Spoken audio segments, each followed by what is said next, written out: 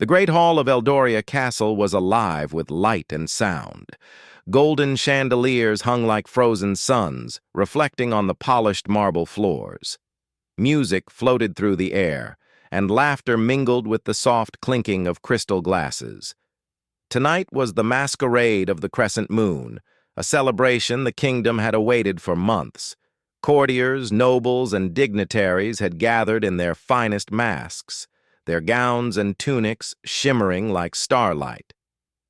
Lady Seraphine entered the hall with careful grace. Her gown of deep sapphire trailed behind her, embroidered with silver threads that caught the light with every step. She moved like a living flame, eyes scanning the crowd politely, hiding the storm within. Her heart was a fragile thing tonight, wounded before the night had truly begun. For weeks she had heard whispers, rumors twisting like shadows through the corridors. A betrayal, a scandal, something that could not be undone. Yet she had chosen to come. Pride, or perhaps stubborn hope, carried her forward. The hall was a swirl of colors and masks. Some faces were hidden behind gilded visages. Others wore their arrogance openly. Seraphine's own mask was simple, white, delicate, adorned with faint silver filigree. It framed her face, highlighting the delicate curve of her jaw and the steady sadness in her eyes. She approached the central balcony where Prince Alaric waited. The prince was tall, regal, and handsome, in the way royalty often was. Charming, untouchable, perfect. Seraphine's heart had once fluttered at the thought of being near him. Tonight, it only ached. Before she could reach him, a hush fell over the crowd. A messenger, breathless and pale, approached the prince. He whispered words that made Alaric's face harden, and then, as if the world itself conspired to shatter her, he spoke. "Seraphine," Alaric's voice was cold, formal. "Your engagement is ended. You are no longer welcome in my court." Gasps erupted through the hall.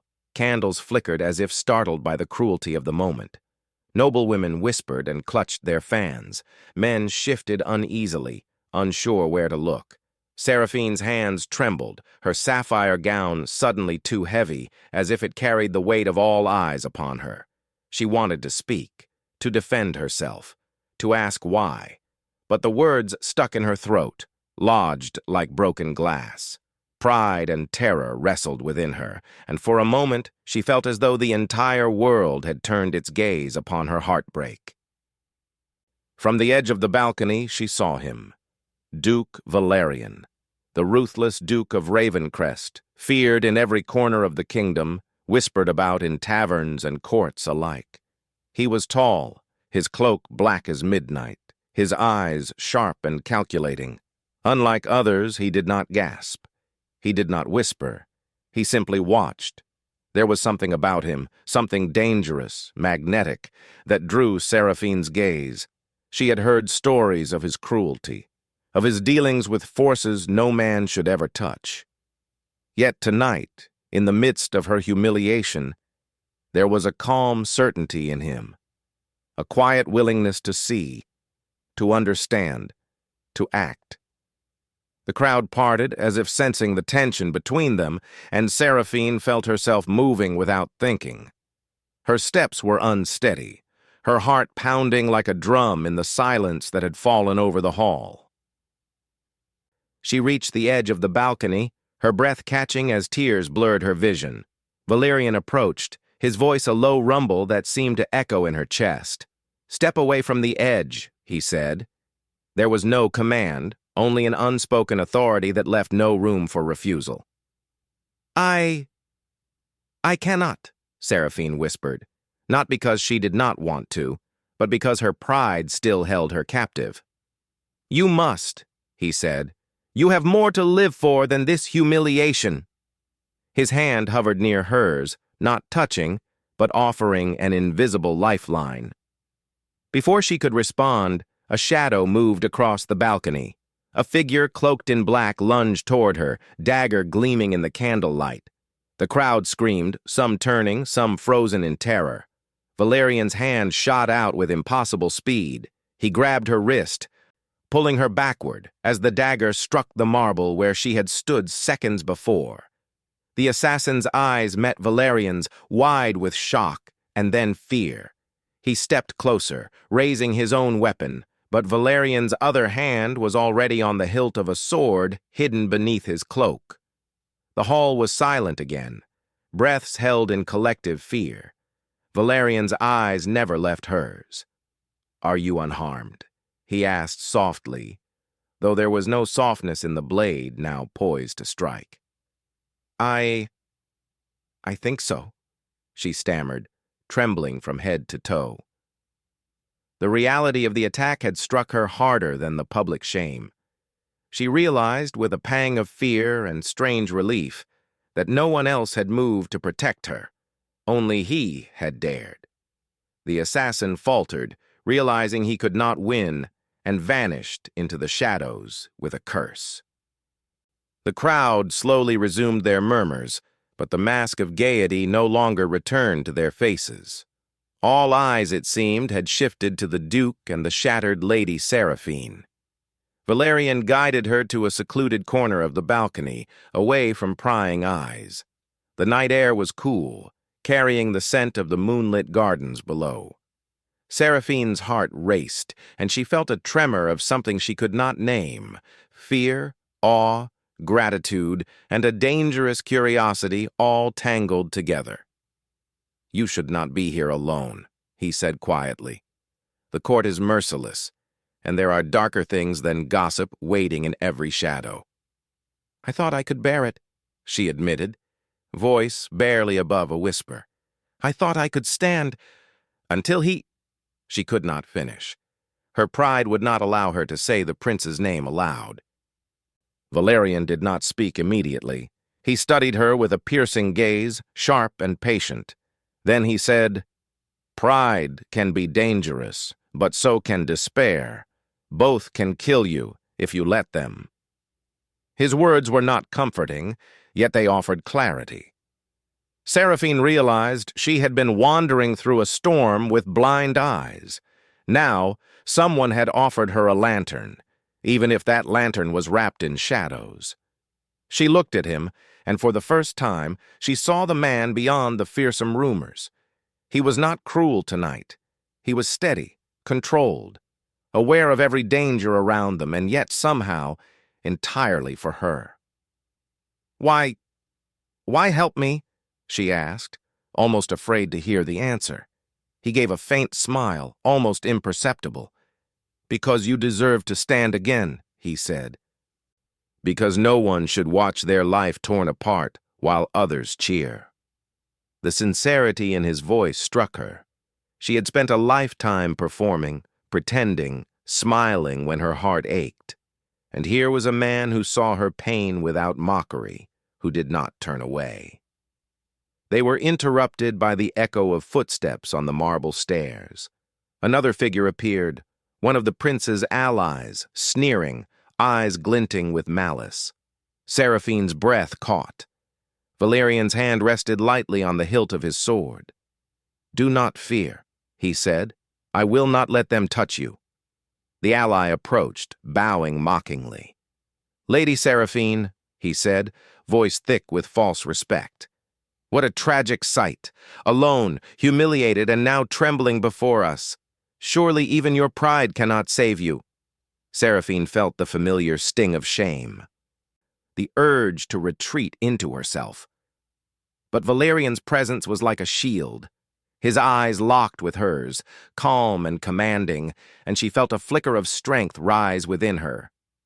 "Leave," he said, voice low and dangerous. The calm authority in his tone carried the weight of command, and the ally stepped back, eyes narrowing but obeying. When he was gone, Seraphine exhaled, leaning slightly against the cool stone railing. She had survived the night, barely, and yet her heart still felt raw and open. She had been shattered, and yet in that moment, she realized she was not completely broken. Valerian stood beside her in silence, watching the gardens below. The moon cast a silver glow over the fountains, the statues, and the shadows among the hedges. He was an enigma, dark and compelling, and yet, in this quiet, he was a protector. "Why do you stay?" she asked softly. "Why involve yourself with me?" He looked at her then, and for a brief instant, the mask of the ruthless Duke faded. What remained was a man who had known loss, betrayal, and power, yet who had chosen to act with courage for someone else. "Because," he said, "sometimes the world is cruel, and only those willing to embrace the shadows can guide another through the night." Seraphine's lips parted in surprise, and for a moment words failed her. Her heart, fragile and raw, began to pulse with something unexpected. A flicker of hope, or perhaps something more dangerous. A sudden rustle from the darkened edge of the garden broke the moment. A figure slipped between the statues and shadows, moving with silent menace. Seraphine's breath caught again, and she realized the danger was not over. Valerian's hand went to his sword with lightning speed. "Step back," he commanded. "Do not let them see fear in your eyes." Seraphine obeyed, trembling, and watched as the shadow approached. The night air seemed to hold its breath. And then the figure stopped, retreating into the darkness, leaving only the echo of its intent. She turned to Valerian, her voice trembling. Why do they want to hurt me?" He did not answer immediately. Instead, he offered his hand, steady and sure. "Because the court fears what you might become," he said quietly, "and the darkness always seeks the vulnerable." She took his hand, allowing his strength to anchor her. For the first time tonight, she felt a thread of safety, fragile but real. As they stood together under the pale silver moonlight, Seraphine realized something profound. The world could be cruel. The court could humiliate her. Assassins could strike from the shadows. Yet in the midst of all that darkness, one man dared to stand for her. One man dared to move. And perhaps that was the beginning of something neither of them expected. The night stretched on, filled with unspoken questions, silent promises, and the haunting beauty of a moonlit garden. Seraphine's heart, though wounded, had not been abandoned. But deep in the shadows, eyes unseen watched, and the whispers of the court carried far beyond the walls of the castle. The storm had only begun. The morning sun rose over Eldoria Castle, casting golden light on the marble walls and towering spires. Yet, inside the great hall, the air was heavy with whispers and suspicion. The masquerade had ended, but its consequences lingered. Lady Seraphine had withdrawn to her private chambers, hoping to escape the prying eyes of the court, yet peace was nowhere to be found. Her heart still ached from the public humiliation, and her thoughts kept returning to the Duke, ruthless, terrifying, and yet strangely protective. A soft knock at her chamber door startled her. She hesitated before opening it, her hands trembling slightly. There, standing in the shadowed frame of the doorway, was Duke Valerian. His black cloak fell around him like a shadow, but his eyes held a softness that she had not expected. "May I enter?" he asked, voice low but commanding. There was no arrogance in his tone, only the careful measure of a man accustomed to taking what he desired with precision and patience. Seraphine stepped aside, allowing him in. She closed the door behind him, the latch clicking softly in the quiet. He surveyed the room briefly, then turned to her. "You cannot remain hidden," he said. "The court will not forgive what happened. They will whisper, they will plot, and soon danger will return." She sank onto the edge of her bed, her gown pooling around her like liquid midnight. "I do not want their pity," she admitted, "and I do not want to be used." Valerian's gaze softened slightly. "I do not offer pity. I offer protection, and perhaps an alliance." He stepped closer, his movements deliberate, his presence filling the room like a shadow drawn to the light. "The world is not kind to those who suffer in public. You have two choices: hide and hope, or stand with someone willing to defend you. Seraphine studied him carefully. She had heard rumors about the Duke's power, whispers of dark alliances, forbidden knowledge, and a ruthlessness that few dared to oppose. And yet, in that moment, he was not cruel. He was steady, controlled, and entirely devoted to keeping her safe. "Why me?" she asked softly, almost afraid of the answer. "Why involve yourself with someone so broken?"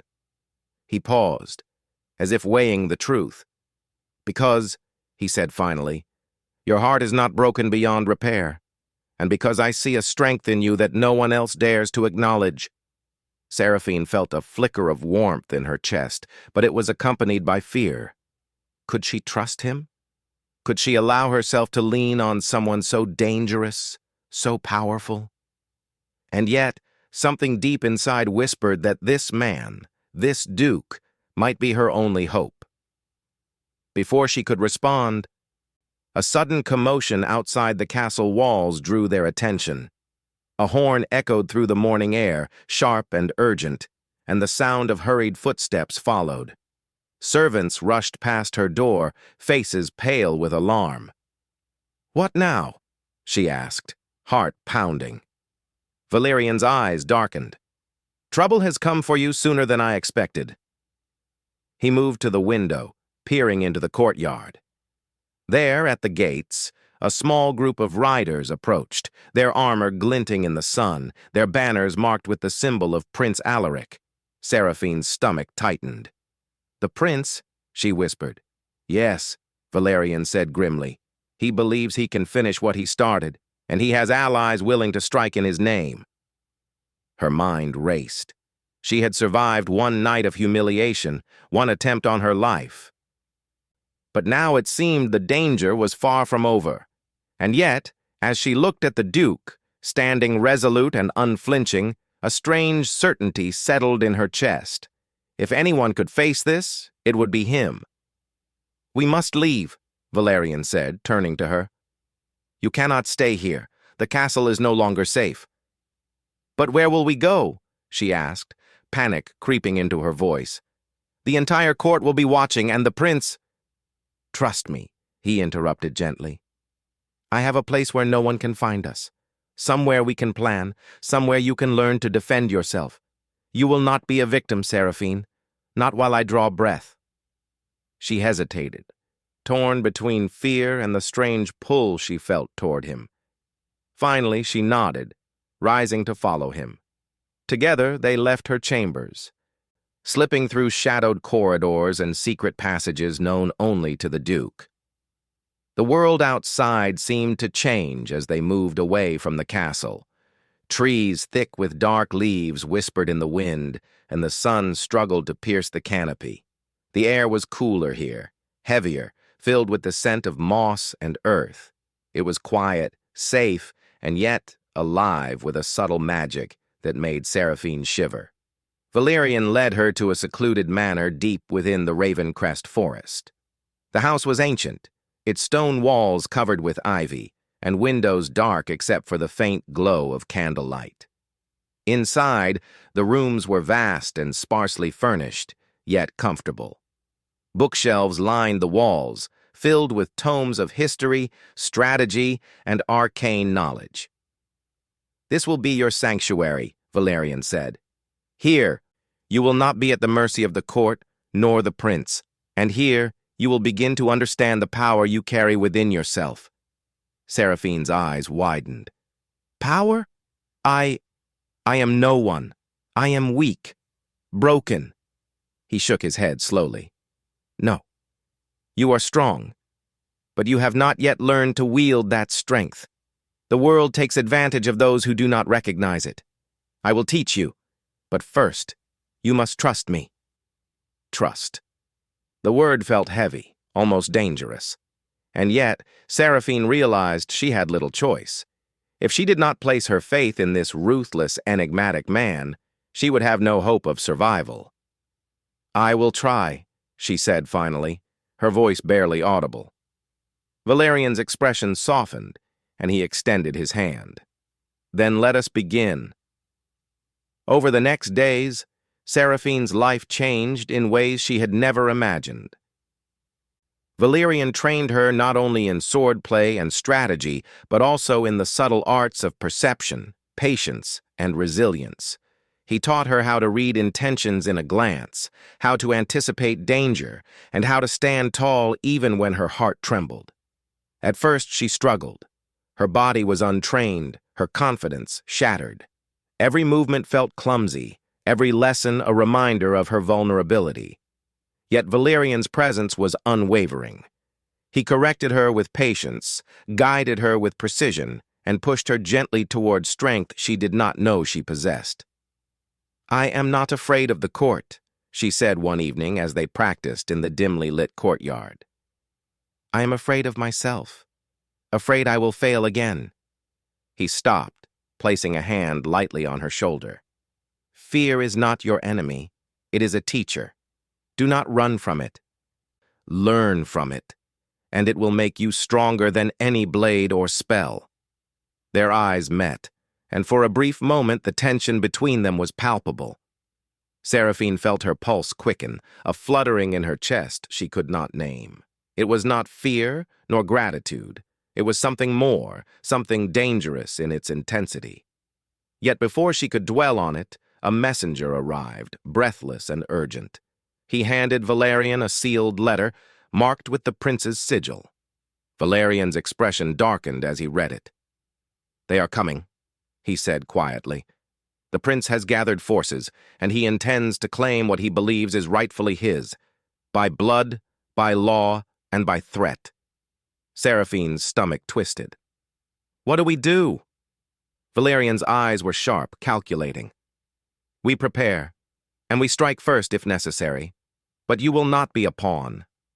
You will be my equal in this. Do you understand?" She nodded, determination replacing fear.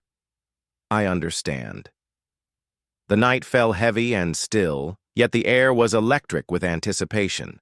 Shadows stretched across the courtyard, and the moon cast an eerie silver glow on the ancient stones. Seraphine could feel the weight of what was coming, the confrontation, the danger, the uncertain future. As they prepared, Valerian revealed more about the secrets of Eldoria. There were curses woven into the bloodlines of noble families, whispers of dark forces that could manipulate the minds of men, and alliances forged in shadows. Seraphine listened, absorbing every detail, her fear mingling with fascination. "You are connected to these forces more than you know," Valerian said, "and soon you will see why the prince's ambition is more dangerous than mere pride. He is not acting alone, and the darkness he serves does not forgive weakness." Seraphine shivered, the weight of her lineage pressing upon her. She realized that her public humiliation was only the beginning of a larger storm. And yet, standing beside Valerian, she felt a courage she had never known. Together they could face anything. The next morning, the sound of hooves echoed through the forest. Scouts had reported the prince's approaching forces, and Valerian moved swiftly to prepare defenses. Seraphine, armed not only with a sword but with newfound confidence, followed him through hidden paths and watchful towers. As they observed the advancing troops, Seraphine's heart beat in her chest, not with fear, but with anticipation. She was no longer the woman who had trembled at the masquerade. She was learning to stand, to fight, to claim her place in a world that had tried to break her. Yet even as she prepared for battle, a quiet question lingered in her mind. The Duke had saved her, trained her, and guided her through darkness. But what was it that he wanted in return? And how much of herself was she willing to give to trust someone as powerful and as dangerous as Valerian? As the sun dipped below the horizon, casting long shadows across the forest, Seraphine and Valerian stood together on a hill overlooking the castle.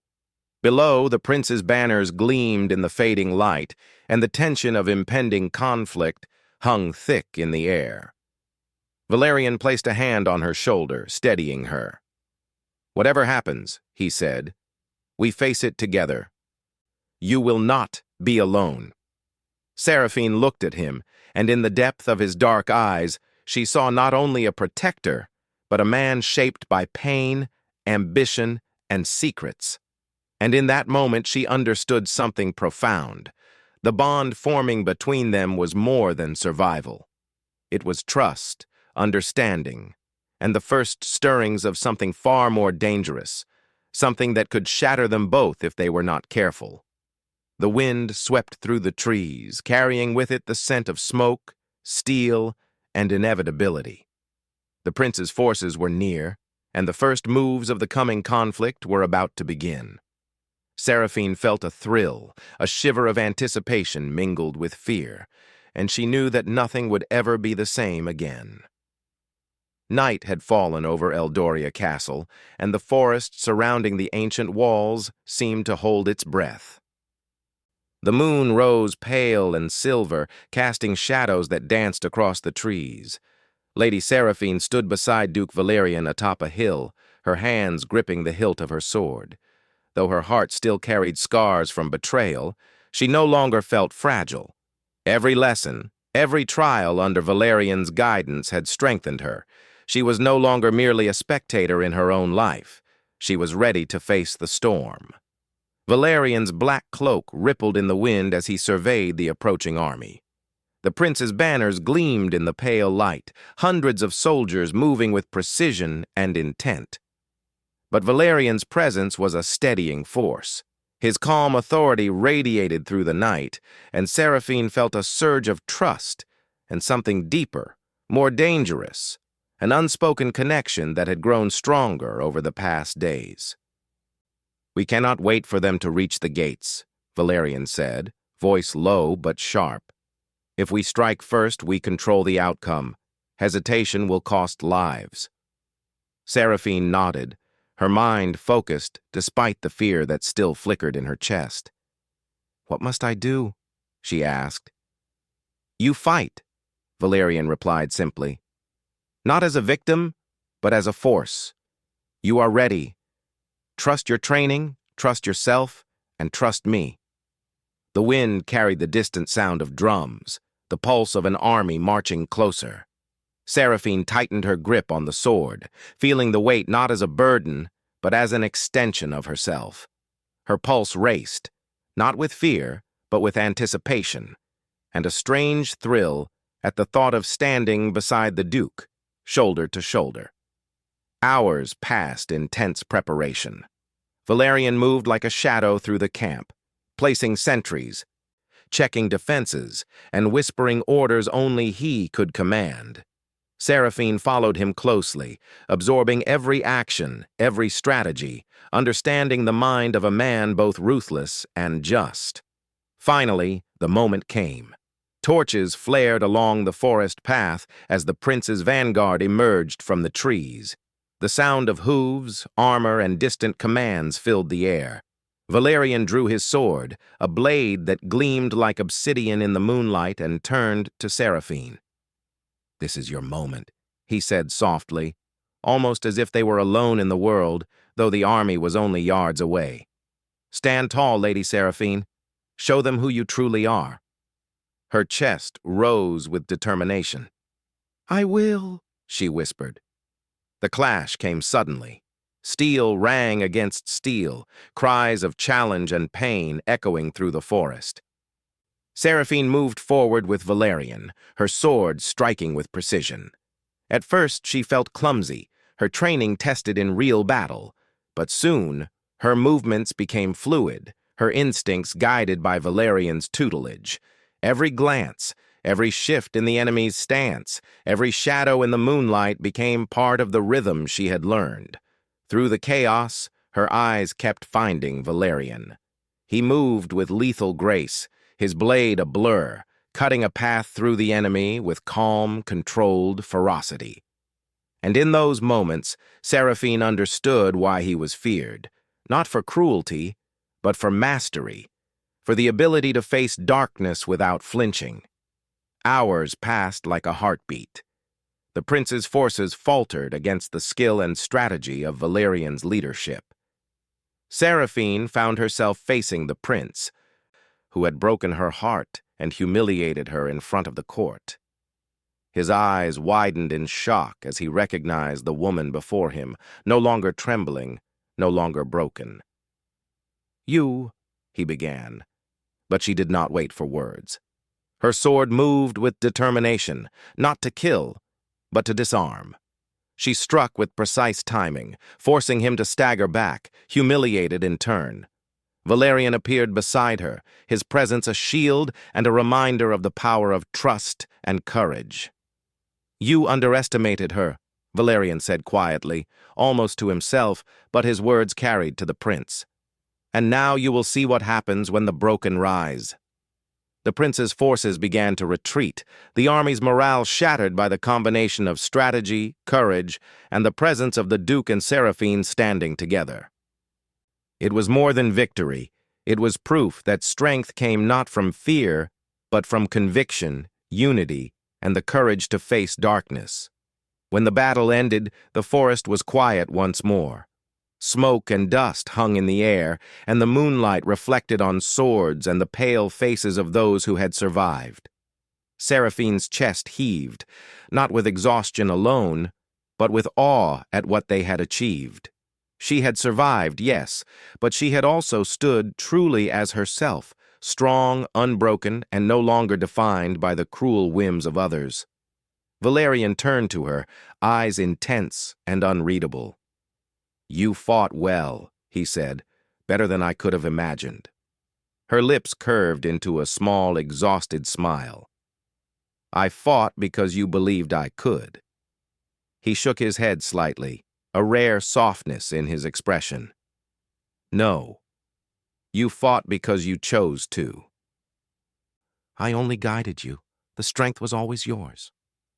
For a moment, silence stretched between them, filled with unspoken words and the quiet acknowledgement of what had been shared. The bond between them had deepened, forged not only in trust, but in shared struggle, danger, and the raw honesty of survival. Yet even in the aftermath of victory, the darkness had not fully lifted. The shadows of the past lingered, and the prince's ambition, though halted, had not been extinguished. Valerian knew this, and so did Seraphine. That night, they returned to the manor in the Ravencrest forest. The quiet of the ancient house was a stark contrast to the chaos they had left behind. Seraphine moved through the halls, her steps steady, her mind focused. For the first time, she felt a sense of belonging, not just to a place, but to a purpose. To someone who saw her truly and feared nothing in his devotion to her safety. Valerian watched her, his expression unreadable. "The court will not forgive the prince's failure," he said softly. "And this is only the beginning. The true tests have yet to come." She turned to him, her eyes steady. "Then we will face them together." His lips quirked in a faint smile. "Together," he echoed, as if sealing a promise, a pact forged in fire, steel, and trust. Days passed, and with each passing day, Seraphine's confidence grew. She no longer trembled at the thought of the court or the whispers of betrayal. She trained, studied, and learned the ways of strategy, not only in battle but in the subtle arts of negotiation, perception, and influence.